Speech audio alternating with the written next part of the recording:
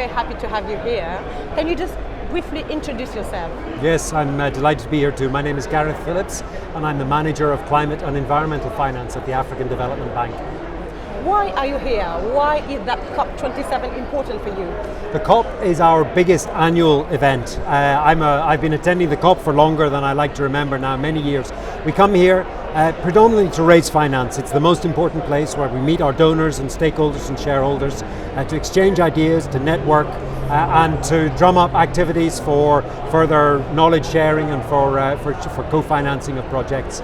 We come here to talk about adaptation, about mitigation. We follow the negotiations and we talk about our pilot projects and the programs that we want to move forward. So it's a great place to come and meet, share ideas and network. I know you are very much interested into finance as far as adaptation is concerned, and this is the most important thing I understand for Africa.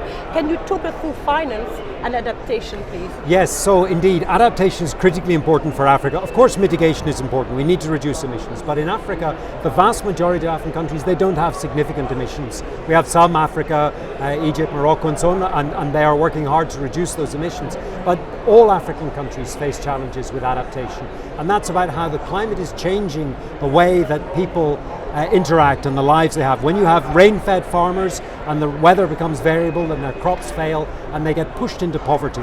And our mandate is to keep and to help Africa climb out of poverty. So we want to focus on mobilizing finance for adaptation. Now the problem is that there is much finance, there's a lot of finance for large-scale mitigation infrastructure projects. But it doesn't mobilizing, but it doesn't get to the small scale. It doesn't get to the farmers. So, you know, we can do 50 million, 100 million dollar projects, but we can't do projects with $50,000 or $100,000, which is the amount of money that a farming community needs to help them transition to climate resilient agriculture, or to build a cold store to help them preserve their food and fight off or improve their food security.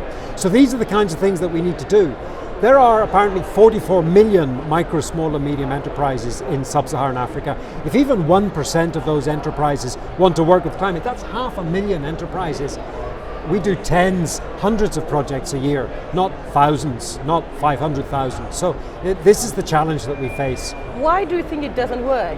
Why is it all promises, and when will they walk the talk?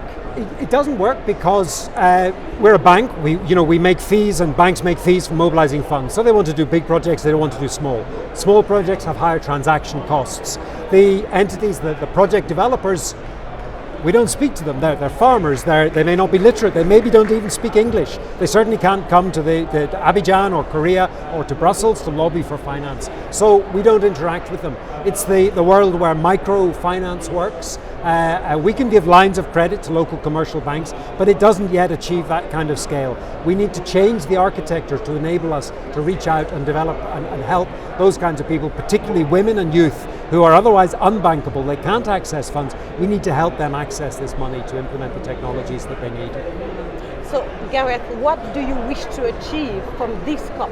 What I want to achieve, and what I continue to say, is that we need developed countries to realize that they have to contribute towards the costs of adaptation. They're relatively good at contributing towards the cost of mitigation. There's lots of funding instruments for mitigation, and they're sustainable and reliable. But there's nothing for adaptation. There is no way, no instruments that you can point to a farming community to say, this is where you should go to get money and this is how you do it. So we want to raise that awareness to get developed countries to say, okay, we want to contribute towards the cost of adaptation in Africa. Thank you very much indeed.